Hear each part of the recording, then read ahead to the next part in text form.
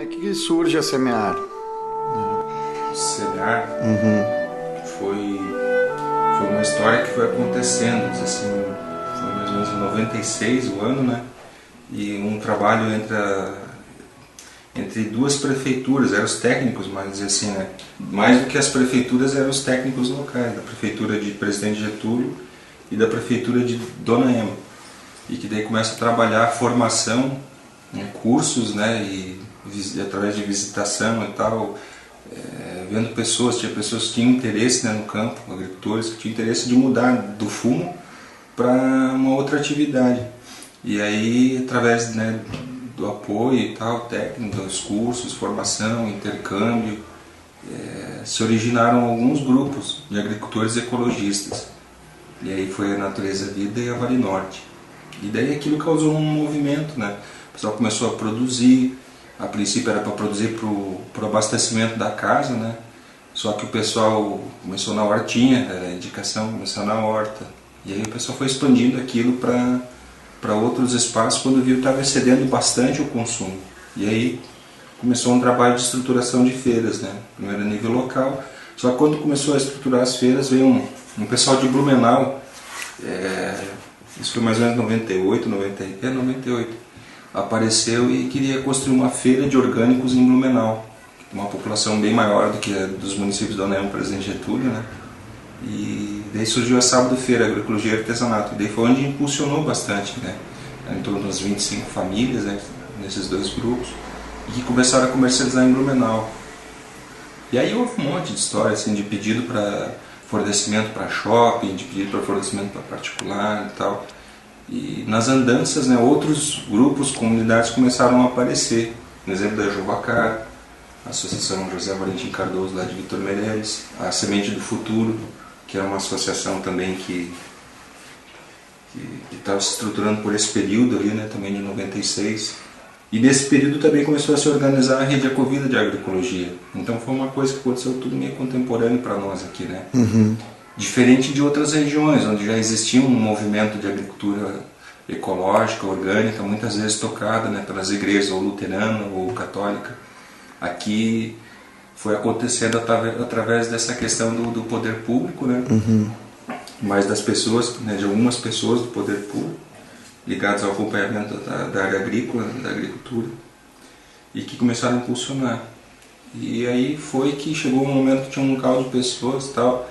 E aí tinha aquela proposta da rede de criar um processo próprio de certificação na época, né? E aqui no estado de Santa Catarina houve um movimento, né, por parte do estado, que praticamente até então não havia tido uma ação mais expressiva enquanto estado na questão da agroecologia para o meio rural. Ele veio com uma proposta de certificar o que já existia, né, e que muito pouco ele de fato tinha contribuído aqui no estado. E numa reação contra essa iniciativa do Estado, começa a haver um movimento, principalmente na região de Caçador, ali, assim, o pessoal diz, não, mas isso não está correto, né? Diz assim, já existe um trabalho mais de 20 anos aí, agora o Estado vem para dizer se é certo ou errado. E aí surge então, dessa provocação, a Rede Ecovida de Agroecologia, que daí começa a organizar aqui no Estado, começa a fazer eco, né, entre todas as outras experiências que tinham similaridade no sul do Brasil, que eram apoiadas, que não falei, pela Igreja Católica ou pela Luterana, através da Miséria, ou através dos Capas, ou através de outras cooperações internacionais. E isso tudo foi dando um caldo aqui para nós na região, a gente foi se incorporando na construção da Rede Ecovida da época, né, e dos grupos. Então surge daí uma... Não tem problema. Aí surge essa questão então de validação, né? Mas mais do que tudo também uma interrogação assim por parte dos agricultores de que poderia haver uma descontinuidade no trabalho de acompanhamento se fosse só a nível de prefeitura. E aí, como tinha muitos grupos de agricultores, né? Muitos não, mas para a nossa região, que é fumicultura, bastante tradicional no fumo, né? Que hoje vive a 5ª geração de fumicultores, se não mais até. Mas por aí, mais ou menos, 4ª, 5ª geração. Então daí surge a vontade de dizer assim, não, tem que ter uma organização e que tenha uma equipe de apoio para assessorar esses grupos, né, que estão aí para não deixar cair a peteca, para que o trabalho tenha sempre um crescente. E aí então surge essa história de criar essa organização, e aí no fundo surge o dito SEMEAR, né? Montado, discutido, trabalhado um estatuto, né? E aí no dia 13 de janeiro de 2000, né, formalmente surge o SEMEAR. Do SEMEAR teve um momento assim, que foi bastante importante, eu acho, na trajetória dele, que ele trabalhava muito na questão de agricultura ecológica, e num ambiente da fumicultura, assim, onde predomina a fumicultura. Então, o Alto Vale é especializado em fumo. Tem outras atividades no rural, tem o leite, né, alguns setores, cebola, arroz, né, mas predomina mesmo, né, na geração de renda, na economia da região, do rural, a fumicultura. E onde tem uma espécie de conflito, então, né? Porque tu tá trabalhando com agroecologia, a cultura do fumo ela começa a ficar um pouco dissonante nisso daí. E são agricultores que têm uma história tradicional, né? Que tu falou, quarta, quinta geração que tá. Isso é um costume que vem de pai para filho, né?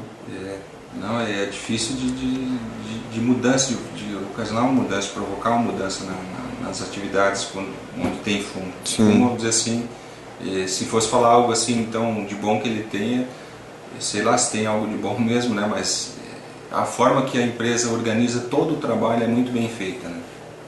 Então ela constrói todo um sistema, né, de apoio técnico. O agricultor não precisa nem sair de casa, ele vende na porteira, ele compra, os insumos são levados lá, né? A empresa compra, independente de preço ruim ou bom, né? Mas há uma garantia de venda, né? Que é importante para a família, né? Ela sabe que, por pior que seja, pelo menos ela vai trabalhar e vai conseguir alguma coisinha, né?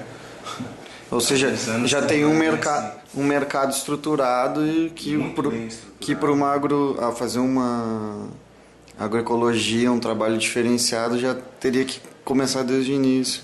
Se vê assim, as empresas de fumo, elas têm uma condição assim, que uma família que não tenha condição nenhuma, não tenha recurso, não tenha estrutura, e chega uma fumageira junto, aquela família começa a produzir e a gerar renda através da fumicultura, porque ela arruma um insumo, ela arruma dinheiro, inclusive, né, de uma forma até mais simplificada do que os mecanismos de crédito oficial. Então aquela família passa a compor a economia local. Às vezes até como arrendatário, ele arrenda um terreno, a fumageira vai lá, constrói um galpão. Muitas vezes aqui na região a gente ainda até hoje encontra família vivendo dentro de galpão de fumo, que mora com os filhos, né, pai, mãe e filhos, né, a estrutura que eles têm para moradia é a estrutura do trabalho do fumo. Então a fumageira permite essa condição para quem não tem condição de se inserir no mercado, de entrar dentro desse mercado. E que às vezes a gente vê que por mais mecanismos que tem assim, no governo, esses mecanismos não estão articulados e adequados, né, para populações assim, nessa situação de desfavorecimento mesmo, assim, nesse processo de desenvolvimento, né, econômico principalmente. E é isso que na história do SEMEAR, aí em 2001, né, começa uma discussão no Paraná que vem causar eco aqui no estado de Santa Catarina e que no final das contas veio refletir aqui no SEMEAR. Era uma discussão numa relação com a cooperação belga, através da construção de um projeto chamado Programa de Inclusão Social. E aqui dentro do estado existia uma junta de ONGs, né, um colegiado de ONGs que discute, né, e percebendo assim dentro do estado a região que menos iniciativas possuía dentro daquela questão da agricultura por parte do movimento social, não que não houvesse, né, que já havia um trabalho da CPT, principalmente a gente nota assim, né, quem tinha a CPT e os sindicatos, né, assim, tinha um trabalho na área mais de articulação e de promoção do desenvolvimento mais na área social. E aí esse programa, diz assim, né, por Santa Catarina ser reconhecida como um estado onde tinha estratégias, metodologias mais desenvolvidas na questão do desenvolvimento local, por parte dessa junta, desse coletivo de ONGs e tal, a cooperação belga pede para que Santa Catarina integre o programa de inclusão social. E daí a junta se reúne, discute e vê que no Alto Vale do Itajaí tem essa iniciativa do SEMEAR, e como é percebido até como um certo vazio, né, de iniciativas, de atividades ligadas aos movimentos, então direciona esse recurso para, vamos dizer assim, para fortalecer a ação do SEMEAR. E aí em 2003 inicia o programa, em 2002 foi ido lá para o Paraná só para discutir, né? e sem apoio, sem condição, né? A condição era extremamente precária, né? Era mais na vontade mesmo que aconteceu esse processo. E em 2003 daí, então ocorreu o projeto, daí ele liberou recursos, né? Permitiu a gente aportar recursos humanos, estruturais, né? E que deram uma alavancada no trabalho do SEMEAR a partir de 2003. E de fato, é um fato bastante interessante e importante citar é a questão de um eixo, né? Assim, que foi assimilado pelo SEMEAR a partir daquele momento, né? Foi ao longo dos anos 2003, 2004, 2005. Lá por 2005, 2006, né, o SEMEAR numa assembleia disse, vamos incorporar dentro da nossa missão, né, isso que a gente está fazendo, que é a busca de trabalhar com um público diferenciado, que era o mais empobrecido do território da região aqui do Alto Vale do Itajaí. E aí a gente insere na missão do SEMEAR a questão ao lado da agroecologia e da cooperação, a inclusão social, que até hoje em dia é muito forte dentro da estrutura da equipe de apoio. A inclusão social, outra vez, a geração de trabalho e renda, né? Sim, mas era uma forma de tu focar, assim, em vez de trabalhar agroecologia, por exemplo, se for pelo foco da agroecologia, a gente pode trabalhar muito bem, assim, famílias que têm uma certa estrutura, uma certa condição, e que é muito mais fácil dar resposta na questão da agricultura ecológica. Sim. E em cima disso a gente às vezes começa a direcionar a energia não tão somente para atender essas famílias, mas para atender um público que é bem mais complicado, mais difícil de trabalhar, que é o público o público que mora longe das BRs, é o público que está morando num pé de serra, numa área bastante desfavorável, que muitas vezes não acessa crédito, não tem nem conhecimento de formas de acessar crédito. Nem dos seus direitos também. Sim, e aí tem comunidades que a gente acompanhou aí que eram extremamente desestruturadas, né? Comunidade que nem dava para chamar de comunidade, porque não tinha uma relação formada.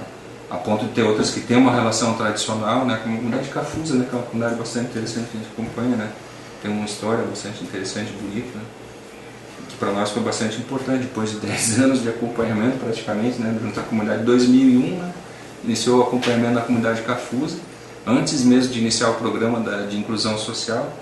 E no ano passado, em 2010, que a gente conseguiu concluir um projeto que iniciou naquela época. Quer dizer, o projeto tinha iniciado muito antes, né?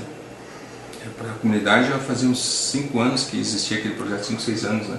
Que eles construíram um galpão e buscaram estruturar uma ervateira naquele espaço. Plantaram 150 mil pés, mais de 150 mil pés, né, de erva mate. E que só no ano passado, então, a gente conseguiu, né, assim, com bastante envolvimento do Ministério do Desenvolvimento Agrário e da Eletrosul, né, do INCRA, da CPT, a gente conseguiu concluir a ervateira. Foi bastante complicado o processo de estruturação dessa ervateira, para a comunidade muito mais, mas ela se concluiu, e para a comunidade aquilo está sendo vamos dizer assim, um novo caminho, né, para trilhar, que muitos ainda estão tateando até, nem acredito, né? Isso aí está ali, agora o que vai significar de fato? É um momento bastante importante para eles, né?